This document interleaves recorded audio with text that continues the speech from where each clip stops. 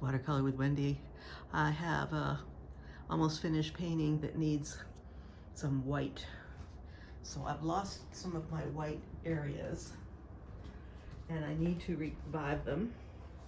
I'm going to use my acrylic paint, and I've watered it down just slightly because I want it to be slightly transparent but cover, and using a little brush, just smoothing it out.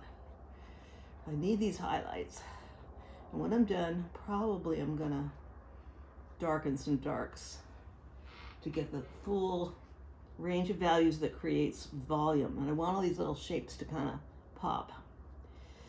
Yeah, so where else have I lost my white? And you have to be really careful with this because you can't change it. You know, you can't paint over this except for with acrylic paint, but I'm not going to go that far as to go into opaque medium. And I'm going to soften those edges. You know, still, as long as it's still wet for another couple minutes, I could get it off. But I'm just doing the minimum. And it would have been better if I'd left the paper white, but I got carried away with all the shapes and the giant nature of this painting. So I'm just doing a little bit. And be sure to wash off your brush really well because it will ruin your good brush. I am using my watercolor brush. Another thing I'm going to do with a medium-sized brush near the end here, because I'm going to smooth out some of these edges. So there's just enough paint on the surface that I can soften some of these edges. Because what I want overall is a balance of hard and soft edges.